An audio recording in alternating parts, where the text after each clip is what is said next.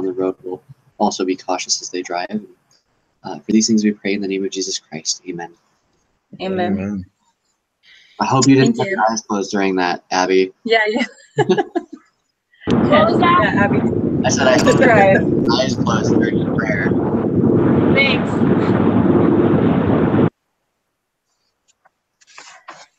So on the case study this week, should we want to get guys? Do you guys want to get going on that? All right. This is the one where they're having a tissy fit in the office, right? Mr. Yes, they Green? are. Yeah. Power, office politics, and a career in crisis. I can go ahead and start you off and tell you that I've been through this in a different way. I wasn't at as high of a position, but the reason why I'm not living in Visalia is because my boss was terrible and was also looking for ways to fire me. And so I moved. So when I saw that dude's thinking, man, should I start looking for a recruiter to find me another job? I was thinking, yeah, it's probably about that time. Yeah, because sometimes they don't change, right? Because the managers won't change. They'll continue that behavior. Yeah. Yeah, it almost doesn't matter what the vice president's going to say at this point, unless she comes down on the guy who's been there for 15 years, which is not likely. Well, she's been there for 17 years, right? Yeah, she's been there long. He's been there long, and Mr. Green has only been there for a short while. And honestly, I think Mr. Green has some shortcomings based on some of the things that I read in the exhibits in the end. Now, I'm not saying that everything that guy said. I can't remember his name right now at the moment. You have Green, but who is the boss man? McDonald or something like that? Okay, so the boss is Thomas Green, and then the boss is, just a second, I know this. No, McDonald was the Frank Davis is his manager. Davis. The executive was Shannon McDonald. Okay, all right. So Davis sounds like he wants to have things his way, but he's the boss. So I think Green is going about this pretty wrong. If your boss comes to you and says, I want you to do X, Y, and Z, you should be doing X, Y, and Z. Not going to other people in other departments saying, I think my way is better, and them saying, stand your ground. No, that's not right. I agree. When I first read the case study, I was thinking, wow, this boss seems like he's kind of coming down too hard on him. But then the more he stated what he had been asking him to do and not getting feedback, and then the fact that he wrote a letter to the McDonald's to executive and said, I require him to do this, this, and this, and he didn't do any of it. Like, that's the kind of a recipe for disaster. You have to perform. So at first I thought this boss has terrible management skills, and he still might have some bad management skills. But as Green continued not to perform, but at the same time, if your boss asks you for a report on it. Yeah. Go ahead, Taylor. Oh no, I just said yeah. Oh, okay. All right. Well, yeah means you got a lot to say. No, I'm just kidding. Yeah. So when I was looking, when I was reading what he was saying, I kept thinking, if I was the boss and I had asked my guy, hey, I want you to make presentations, and then my sales reps are saying that the people who are interested in buying also want presentations, there's kind of a hint that Mr. Green is not doing what he needs to do. Yeah, do some presentations. Yeah. But at the same time, he was meeting with these other departments and developing this whole marketing system to tie in rental cars. And this could be a dying business because people are doing things more online, right? So, so the first part is the key issues are obviously management style, right? What do you guys think the key issues are? Well, when I think about it, number one, like you said, management style, the way that it's gone about. But I also think the kind of upcoming that the people have had. I mean, Davis has been Frank Davis has been with the company for years, and so he's got experience, and he has been doing the things with the company for a long period of time. Whereas Thomas Green, one of the things that it said is, in his first 4 months as an account executive, he completed a contract for one of the largest airline carriers in order that helped them out. And so it might be his upcoming as well. he started with the company. In the first few months, he's suddenly this, hot shot that closed this super huge deal. And so that might, because he is inexperienced with the company, he doesn't have as much time, and because he is known for that big deal that he's done, he might have an air about him as well of like, I've done all of these awesome things my way. Like, I know how to do this my way, and I know that my way is good because look at what it's got me. And so there's the lack of respect for authority that he has because of the fact that he feels that he's better in a sense. Mm-hmm. Well, and also because, he's 28 years old in a spot where other people are usually in their 40s. Mm-hmm. So he probably sees that as almost like, I didn't have to go through the same rite of passage as you because I'm so awesome. Mm-hmm. But you look at him and you think, okay, you're just a one-hit wonder, dude. or even that they looks at them as like this, like you're in your 40s and everything, you're outdated. You don't know what you're talking about. All this stuff is new, and all this stuff that I know about, it's new, it's improved, it's better. So what do you know when, your best computer was less, had less memory and less capability than my phone? And so, Jackie, so here's a question. If you were Shannon McDonald, the executive, would you have hired Thomas Green? Why or why not? They want you guys to each have an opinion on this, or at least get to different opinions. Would I have hired him for the executive or for the position that he moved up to? It just said, would you have hired him? I don't know if it's in general, or maybe it's to the next position. I'm guessing that it's for that next position. Okay, I'm guessing it's for that next position because obviously he was a good hire from the get-go as an account executive, right? Yeah. I'm not sure I would have hired him into the higher position, not because of what I know now, but because he really didn't have a whole lot of time with the company. I think I would have gone because he was only there for 6 months. Right. Yeah. Yeah, that's not a very long time, and you can have it's not very much time. Yeah, you can have people that are super enthusiastic and hit the ground hard, and then they hit a wall, and that's very well could be what could have happened to him. And just because he's able to sell stuff doesn't mean, like it said in the study, that he had management skills. So I probably would not have. Maybe I would have mentored him. If I did hire him, I would have mentored him more, but I don't think I would have hired him. Up for the higher position. One thing that's interesting is that you talk about different strengths. Well, salesman, that's what he did best. He would go out into clients and he'd pull in these big deals, and he was able to talk. And then my brother-in-law owns a company, and he says that they hire sales guys all the time, and their most successful sales guys are the worst at writing down their records and keeping track of what they sold for which client. So they say they get their very best sales guys and they let them just sell, and then they actually assign them an assistant to do all of the paperwork and the numbers and keep track of it, basically. Because that type of personality that sells well isn't always a detail-oriented person. Like we're seeing, and Frank is all detail, and but the sales guys have a purpose. They are very visionary, and they come up with new ideas. He's trying to cross-sell this whole other business to keep these kiosks alive.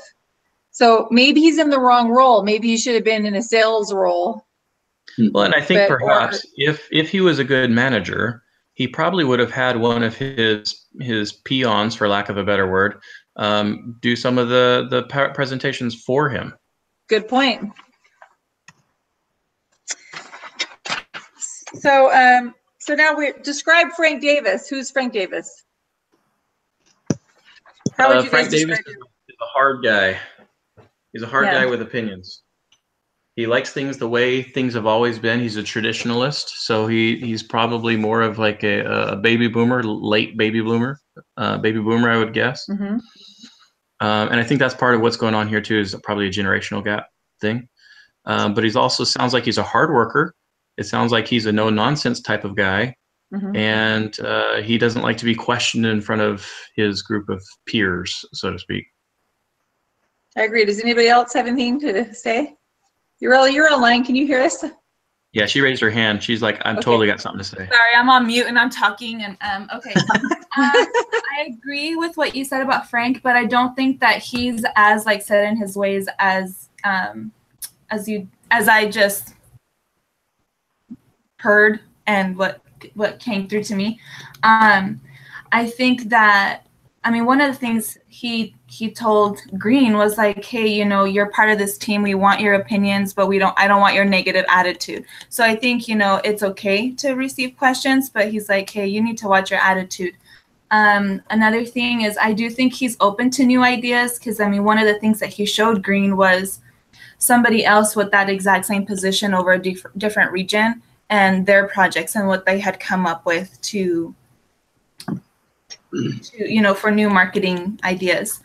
I think also that Frank, if you read, you know, his description down in the bottom, he used to be a sales rep for a different company. So I think that he knows what this Green guy is going through. He understands, you know, kind of his thought process. I think that just Thomas Green is just a sales guy. I don't mean that like in a bad way, but that is his strength. That is what he excels at. And this marketing division is something totally different to him where he has no experience. And I mean, he's kind of got a big head where he can't even take the opinion of or try to learn from someone else. If Frank Davis says, hey, we have like a 5-year track record of you know, these double-digit percentage increases, then that should say something also. But Tom Green is just like kind of closed-minded, kind of like on our complimentary reading that we had to do, the other one where it says mental models. He's kind of closed off and is just like, I'm right, it's my way, and you're old, I'm not going to listen to you. Yeah. And the points that you made against mine, I yield to you. Okay. So the next question is, who's mostly at fault for the state of the current situation? Green. What would you guys Totally Green. Green? I would agree. I mean, basically, I do think the original conversation that Davis had with Green, all he wanted was like what he went over is we need to be aware of where you're at and what you're doing. And when I've tried to reach out to you, you aren't responsive, and so I don't know. But I need to be updated on what you're doing. I mean, if Davis has multiple people that he's managing, he just likes to be able to delegate and to be able to know how things are going and get reports and updates. But Green was not really willing to work with that and do that. Like, I mean, his comment at the end of the first review that they had, he said he basically instantly started going to managers and telling them that it's because of him and his like amazingness, questioning the budget plan or questioning him in the budget plan meeting. And then he's like, you think he would be concerned with bigger issues than how often I update my Outlook calendar. So no remorse, no desire to change, no desire to do better for his boss or do the request that his boss made. He just instantly goes to, not my problem. Like, this guy's got something, he's not focusing on the right thing if this is his biggest concern. Right, he didn't take any ownership. You guys all kind of Mm-hmm. Yeah, I totally agree with everything you just said, Taylor. In my position, when I had the boss, it was terrible. I had just gotten into a management position myself, a supervisory role, and one of the things they told me was I needed to update my calendar so they knew where I was. So I was like, I totally see this. Mm-hmm. But the difference between me and Green is I said, oh, okay, no problem, and I started updating it all the time. And they're like, hey, we need you to CC me on all the emails. I'm like, okay, no problem. So I CC'd them on, so there has to be some mentoring from Davis to Green, and Green has to be able to receive that mentoring. And I think that's what Davis is trying to do, saying this is the norm within the company, and Green is kind of like, Shaw, you know?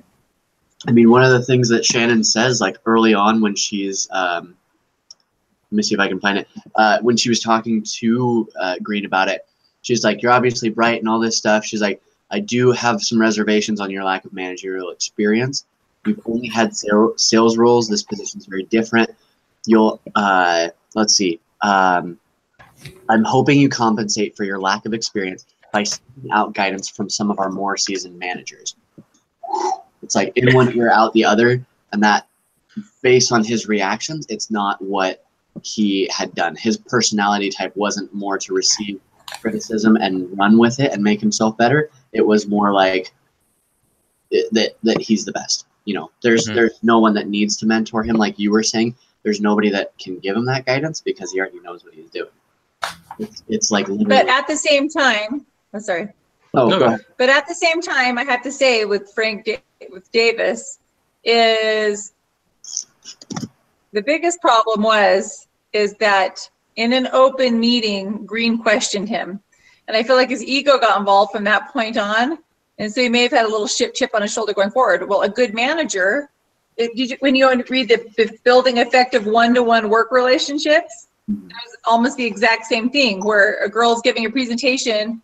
The guy brought up a question. It was actually a very valid question. We find out later he's doing all this research and he had a very valid question. And because Davis didn't say, why do you think that? Give me some information. I mean, maybe it was still out of place for Green, who is so new.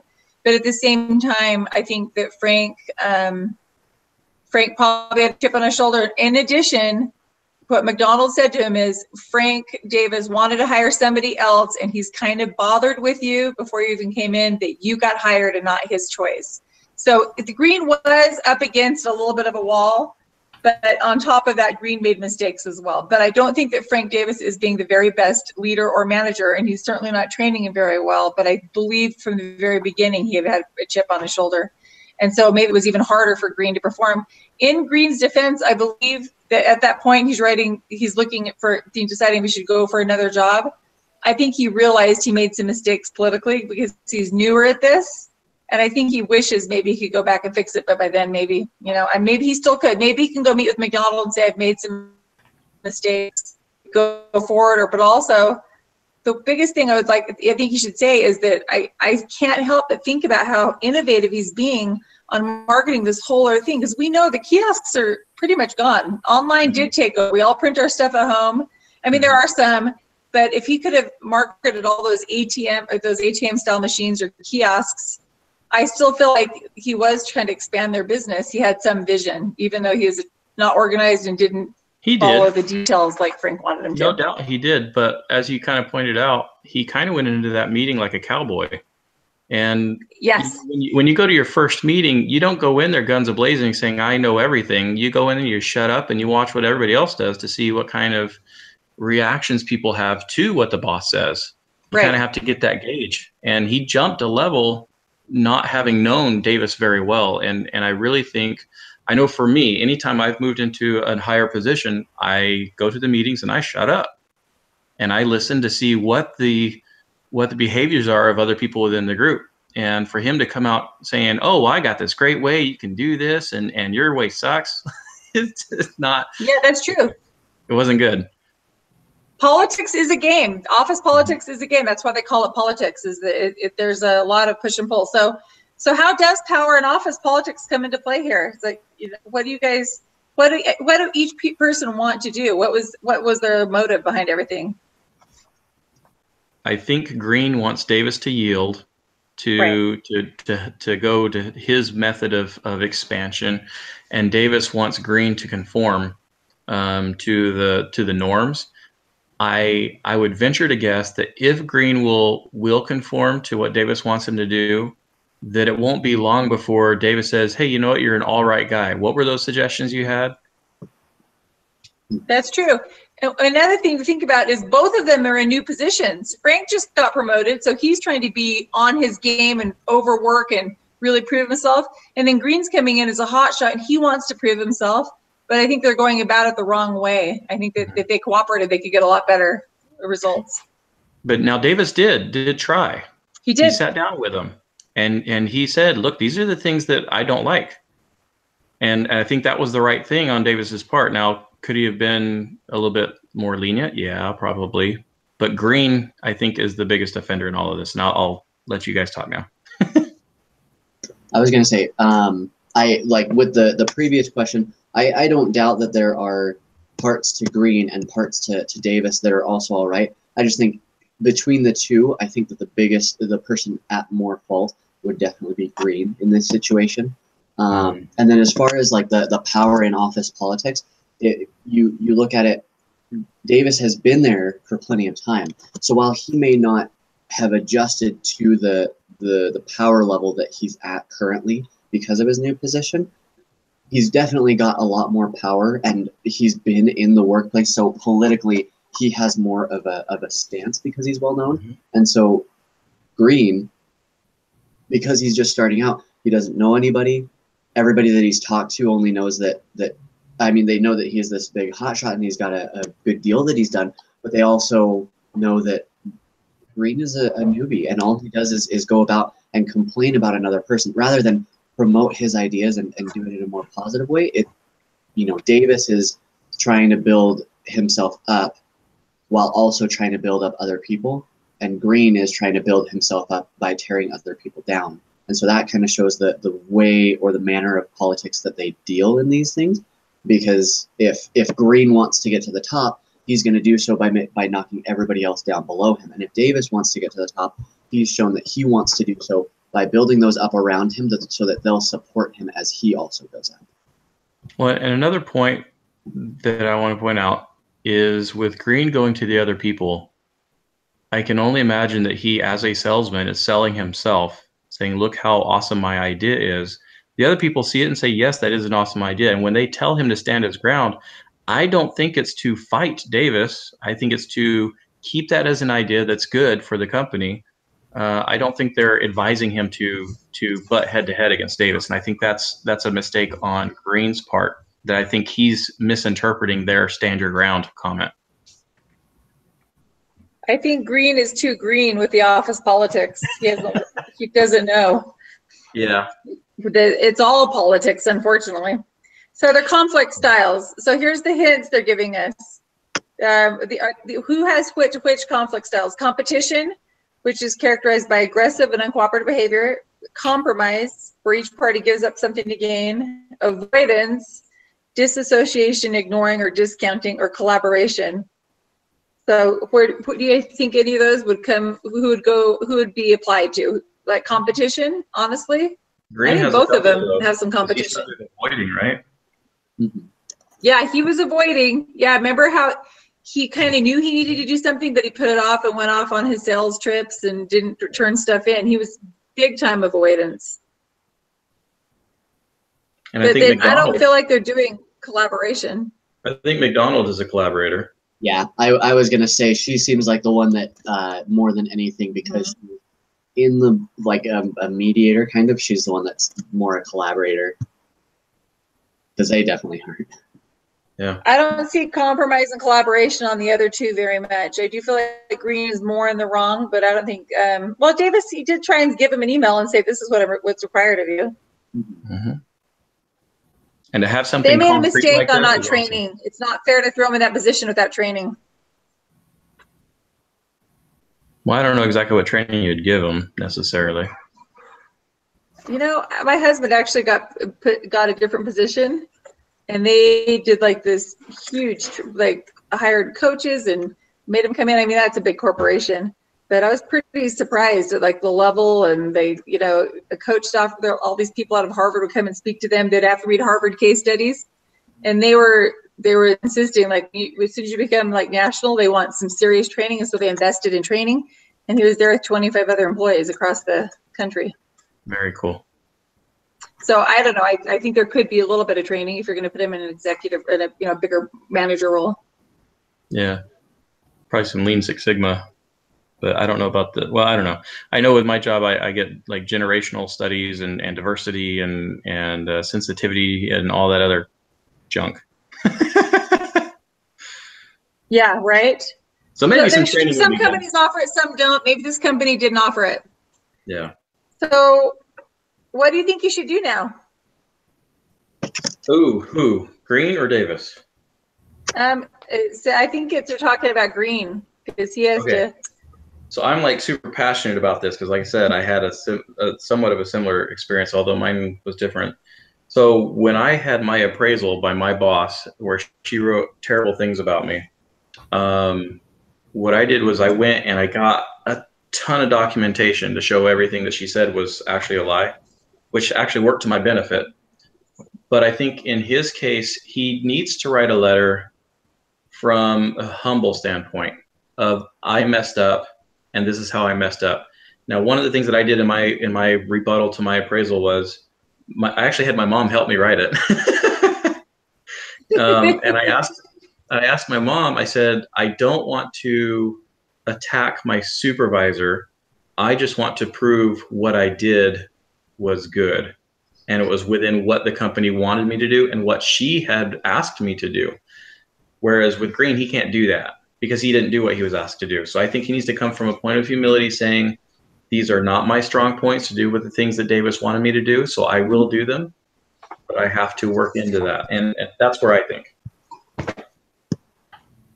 I agree with you. I think that he should be humble and just say, hey, I'm learning and I'm going to do better.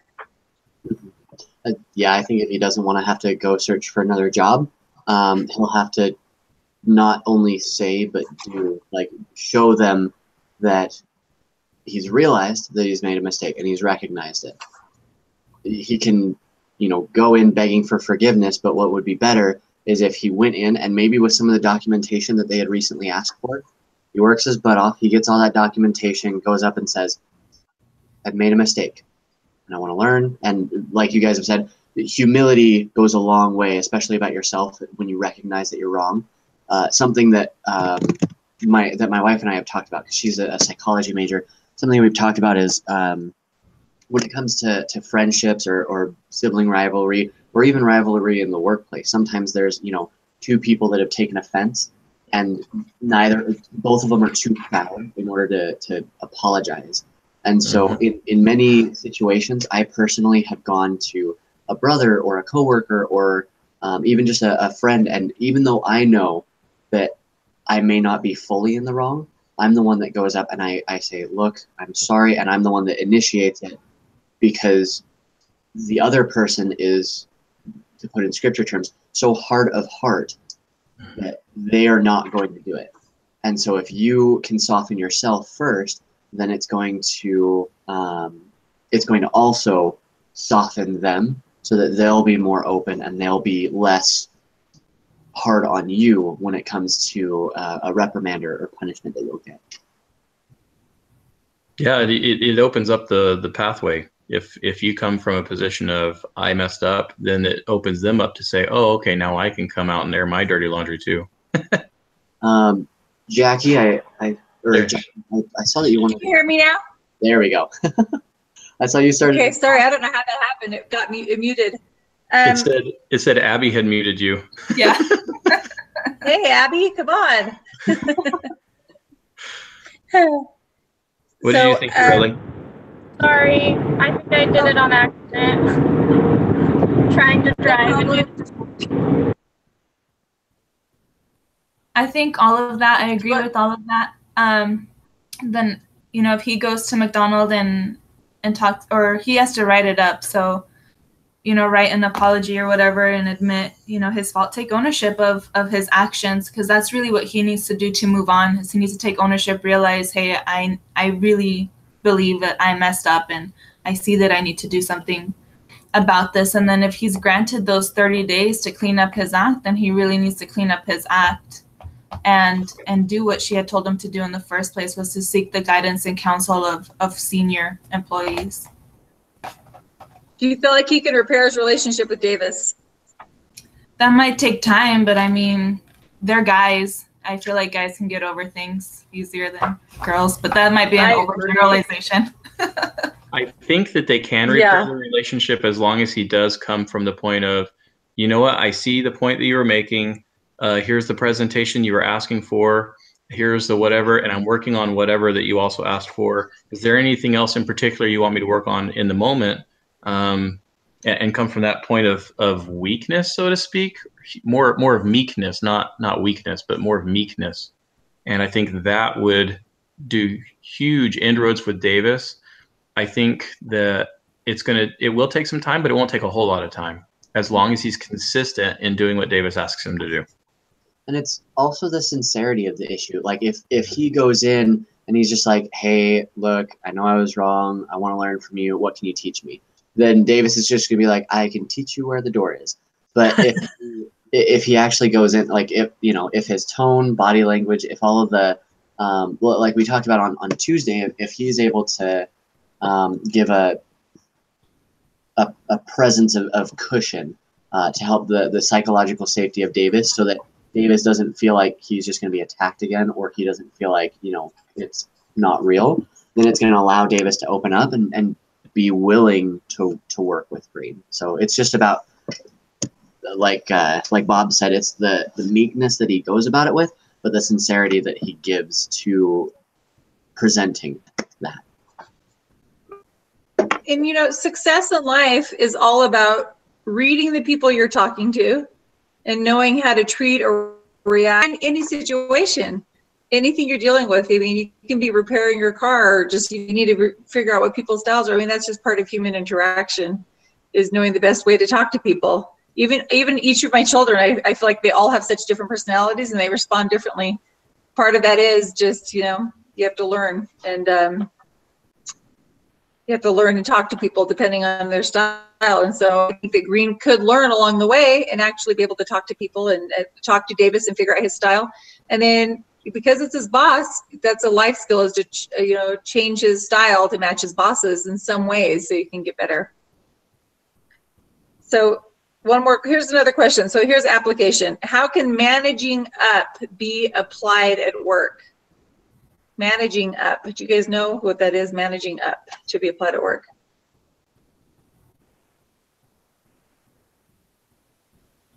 I do not. I'm not really sure what they mean by that either. Managing up. Maybe that means him. I don't know. I'm not totally sure. Maybe it could be because we know of managing as like you're a superior managing your, as Bob so nicely put it, peons. But if you're underneath your boss and you want to, I don't know, get them to work in a way that you're wanting them to work as well, technically it'd be managing, but in a different direction. Instead of managing those below you, you're managing the people above you. So I think when it comes to managing up, it's just like I said earlier, it's a difference of presentation that Green gives. If he were to give Davis, if, like Bob said, if he were to just go in, sit down, and shut up and listen to the first meeting and get to know Davis first before making suggestions and whatnot, then that's step number one. Step number two would just be the manner in which he presents himself and his ideas to Davis. Maybe not, if he did have an issue with Davis's projections or the things that he gave in the meeting, he should go and speak to him outside of it. Allow, like, go one-on-one, just say, hey, like, I wanted to talk to you and see what your opinions were on these, because I saw them and I just, I had some questions. Because then instead of you seeming like the hot shot who's trying to come in and undermine everybody, you seem like the person who is genuinely curious and you want to improve the company, and so you're just taking a look at everything. But if he were to present himself in a different way, Green, like, yes, Davis would be his manager, but Green would be able to manage Davis in order to kind of move in the way that Green wants him to, into the aspects that he wants to be in, and make it so that his ideas are able to be a little bit more expressed and possibly even acted upon. Okay. What are the principles of power within an organizational structure? So you think about here, we have an executive, an upper manager, a lower manager. What are the principles of power in that organizational structure, or in any organizational structure?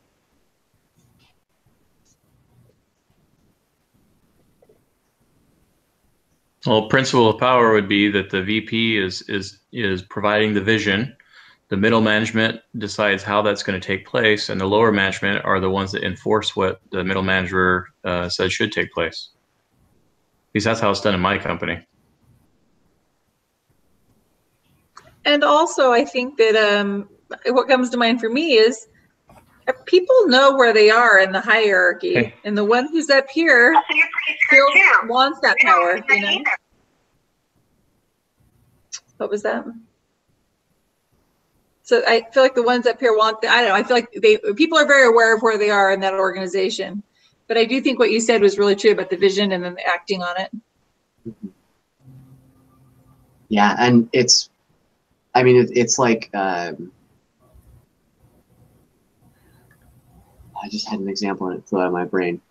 The church, you know, you have the system and everything where you've got an elders quorum president, relief society president, but like above them, you know, or above, it's the same priesthood, but like in the system of the church, people report to the bishop, and then they end up going and reporting to the president, and then the area 70, and then general authority, apostle, prophet. Like there's that system, and people understand that when it comes to the keys that are given, but also when it comes to just who it is that they respond to, or who it is that can give better direction or better insight.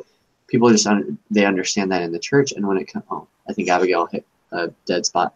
But when it comes to a business, sometimes there can be a little bit of confusion. I mean, it's kind of obvious for your direct line who it is that you're supposed to respond to, but then there also are other managers in other departments, and that's where it's kind of, at least for me, that's where I'm kind of uncertain sometimes. Like, I have my manager, and then there's this other manager. Where does that manager sit on the hierarchy?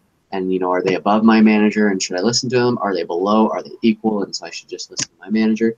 So there's kind of because of businesses, there's more to it, but I think there tends to be that natural flow for the hierarchy.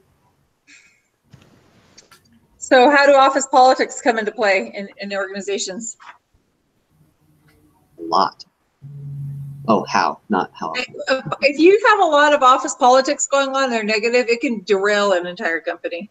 Mm-hmm. If there's a lot of political stuff going on. Yeah.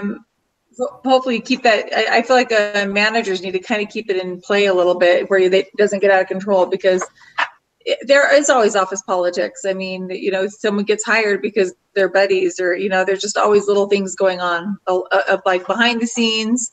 And I think you can't be oblivious to it like Green. I think you have to be aware, be careful. In my company, we always say that if you're on the front line, it's not who you know or what you know, it's what you do. And for the people that get up into management, then it's who knows you, not necessarily who you know. And so there's a lot of politics that take place on a management level and above, and then on the bottom line, it's what you do. So the account executives, it's all about what they do. That's what they get graded on. But the people in management, like Green, like Davis, like McDonald's, it's who knows them and what their reputation is. It's all about politics. It's actually that way in my workplace. We've got so there's for promoting and everything. Ever since I switched to this job that I now have, I've spoken to managers, and I've wanted to know, like, what do I need to do in order to get promoted. And at first I thought that it was just like, oh, well, you need to do good at your job. You need to be good. And, you know, we need to know that you're good at your job. But then when I actually asked the head honcho of the call center, like, what to do, he said, I want to know who you are, but I want to know it from other people. And I asked him what he meant by that. And he's like, I want to see what your exposure is. If I were to go up to one of my operations managers, and if I were to say, hey, what do you think of Taylor? I want them to be able to say, like, oh, like, and start giving a little bit of detail on what they've seen and what they like, and all of these things. And obviously, positive comments. And he wants that exposure with the operations supervisors, operations managers, with the other communication specialists. Like, that if he were to go up to a person at the site, he would either be able to hear of them from me, or they would at least know who it is that I am because of my. So you got to be able to network. Yeah, that's definitely part of the. Go ahead, Jacqueline. It says, how can someone be proactive in managing office politics, power, and conflict? I think we've all realized that Green let it slip. He should have stayed on top of it. But at the same time, sometimes you just are fighting a losing battle. I worked at a family-owned company, and I don't recommend it. It was just a dad and his kids and his, I mean, they kept bringing him in, and they all had different rules than the rest of the employees. It was not a healthy family company. Does anybody else have anything about being proactive in managing the politics, the power, and the conflict? What about being proactive? What do you think, Ureli? Well, I think in some situations, there's nothing you can do other than get out. Like what you were just talking about, Jackie. I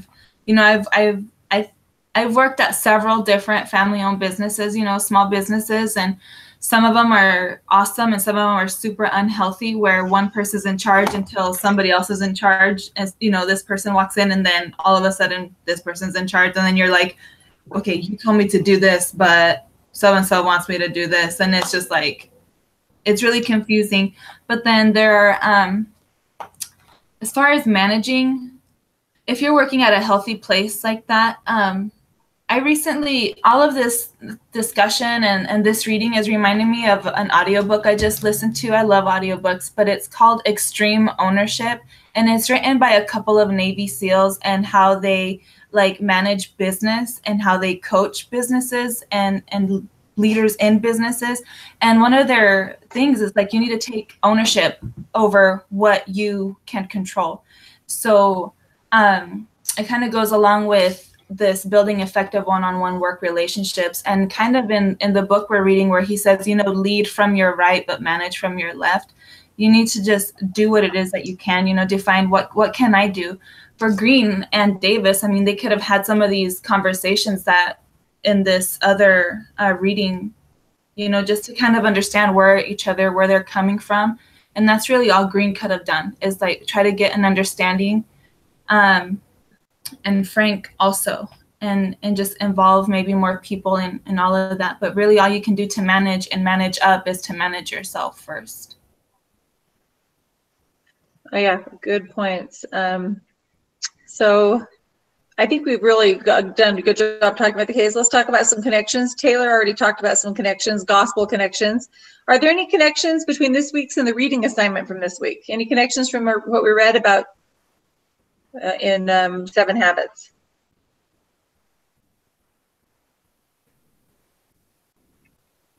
I think about, I know this week it was time management was the main Time management, I know. I was.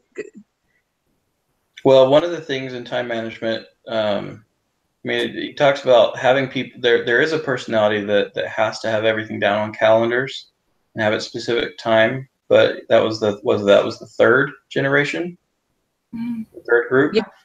But then there was a fourth group where they worked a little bit differently. It's not so much about having to have it down on paper, but Davis, I would say, was more of that third group where he had to see it. So yeah, I think prior reading assignments in this book would probably apply more here, about not letting ego get in the way and all the different, you know, cooperating and acting, what principle based. I think that would have worked better for class reading assignment, but I like that you tied that in. Any gospel connections? I know Taylor already made some, and then I think we can move on and let's talk about gospel connections, and I'll read the conclusion that they have here provided here. Gospel connections would be, like we talked about, showing humility instead of pride. In this case, they're butting heads because they're both being prideful. Yeah. I think Davis has more reason to be in his case, but they both are. And as long as Green, instead of fights the bull, kind of like pets the bull, then he'll be okay. And I think one important thing is to always be teachable. You know, and we learn that a lot, even when we're in leadership, especially when we're in leadership positions. We need to be open and be teachable, to learn from others, to learn from our counselors or our secretaries or whatever, you know, and that just lets them know that, hey, I'm being heard also, and I don't need to like prove myself because I know that you're going to listen to me regardless.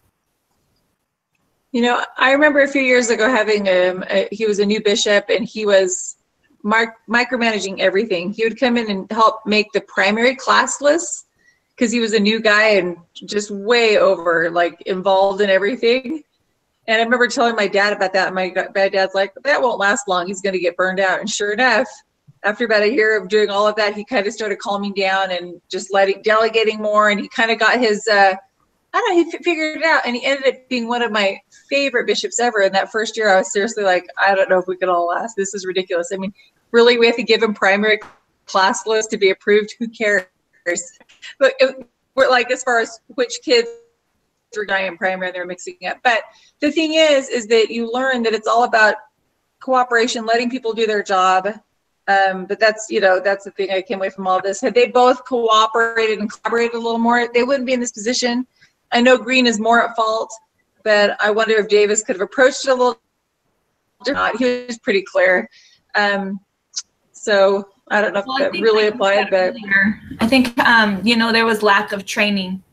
And that's something that we can do in the church is pull out that handbook. Hey, let's learn together what is expected of us in our positions, and let's do that together. All right, I think we did a really good job talking about this case. I'm going to go ahead and read the conclusion. Okay, this is Thomas Green, the rest of the story.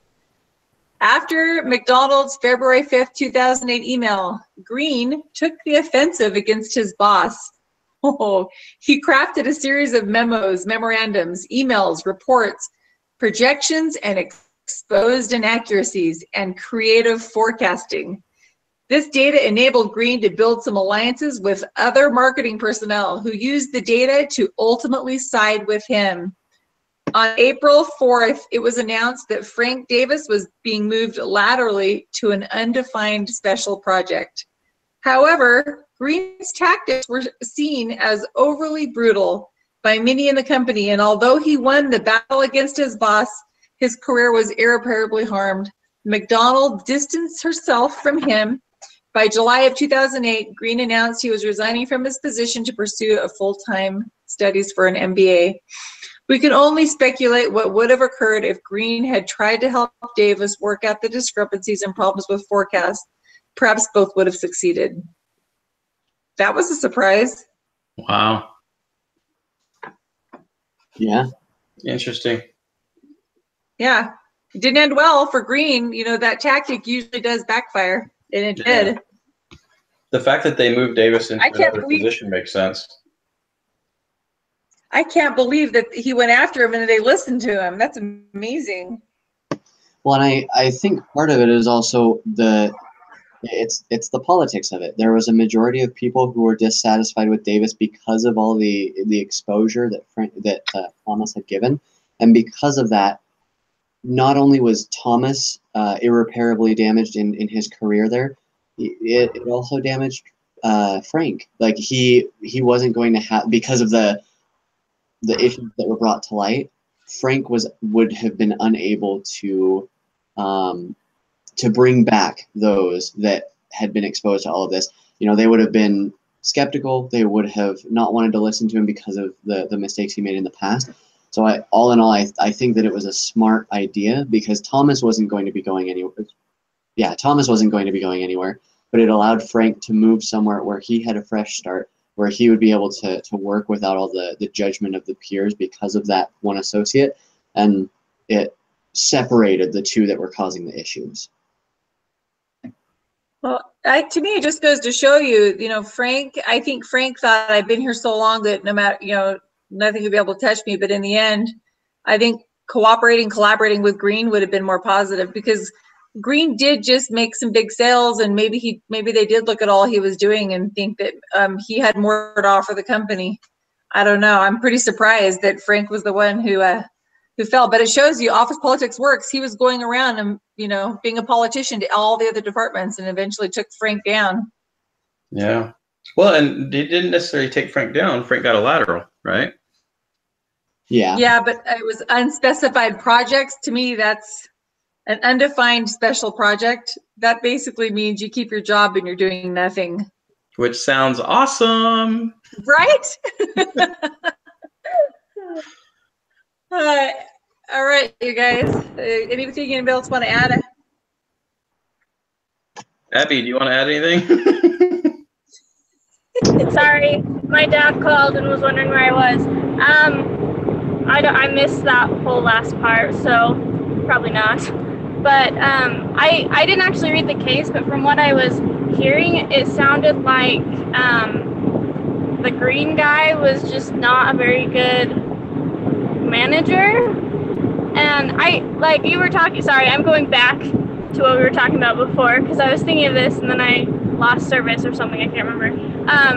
I have a coworker who will not take responsibility for her mistakes, and it drives me crazy, because it's like she's just too prideful to do that. And I think one of the best ways to be a good worker is being able to recognize when you make mistakes, like I think you really was saying managing yourself before you manage others. And that it just drives me nuts when people can't do that. She's my mom's age, so she doesn't like when people point out her what she does wrong, because I'm 23 and she's not. She's a lot older than me, so she thinks that she knows better. But it's just super frustrating, and I think that it's important to have that humility to recognize when you make a mistake and to recognize when you need to change. That's all I had to add.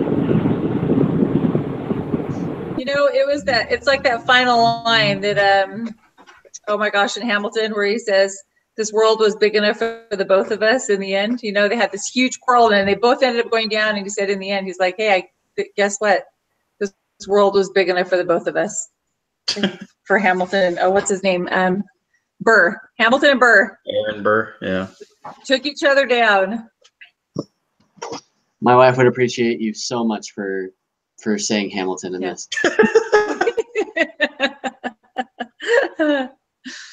But yeah, I think that corporation was big enough for both of them. It's unfortunate that the power and the politics and all the stuff that went down like it did.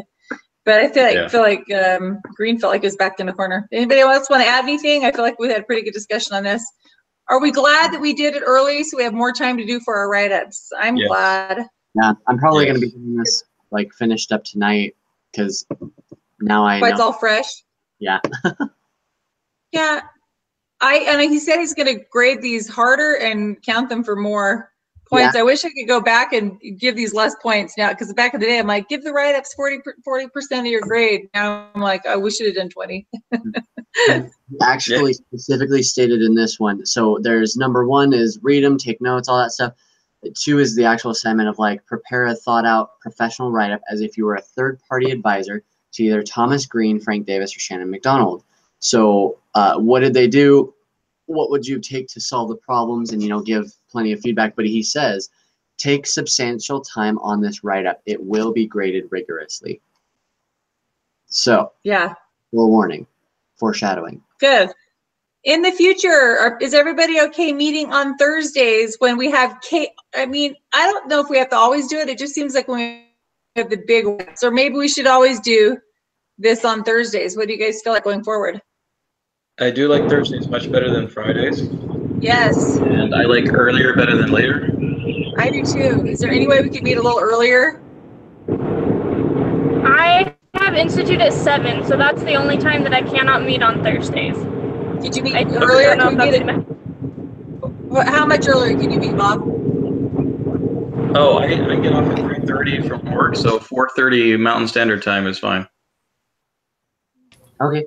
Yeah, and Thursdays, I get done with work at 4:15 unless I'm finishing up something, then like 4:30 at the latest. So that would be, but that's 4:30 Mountain Standard Time, which is exactly when Bob gets wrapped up. So I'd be okay with that. 4:30 is good for me. Anybody else? I'm Pacific time. I don't get off work until 4. So it would not be till like 5:30 your time by the time I'd be home and set up. Okay, so 5:30 Mountain Standard Time would that would give us an hour. That would be done by 6:30. Abigail's at 7. Yeah, that would be perfect. Yeah. Okay, so 5:30 on Thursdays. Okay. Yeah, 5:30 Pacific Standard Time, right? No, 5:30 your time. 5:30 Mountain Standard Time. Okay, perfect. Okay, so 5:30 on Thursdays. Awesome. I can definitely roll with that a lot better. Yeah, let's just kind of leave it at that and see. Hopefully we can do it. That I guess if we have extenuating circumstances that we can change it, but 5:30 to 6:30 sounds good to me. Mm-hmm. And then according to the list of how we're going, so Ureli did the first, Bob did the second, Jacqueline did this one. So is it my turn next week or is it Abby's? Okay, my turn. All right, I'll make sure that do you want me to send out that document again with the schedule? No, because now that I know like the order, it basically looks like it's just going alphabetically. Because you were CA, Bob is CO, Jacqueline is L, and me O, Abby R. So I can go from there, so I'll be good. But thank you. If you have any advice, though, feel free to shoot me a message on like, hey, here's how you can run a good meeting. All right, thank you, everybody. Great meeting. Bye. Bye, guys. Bye.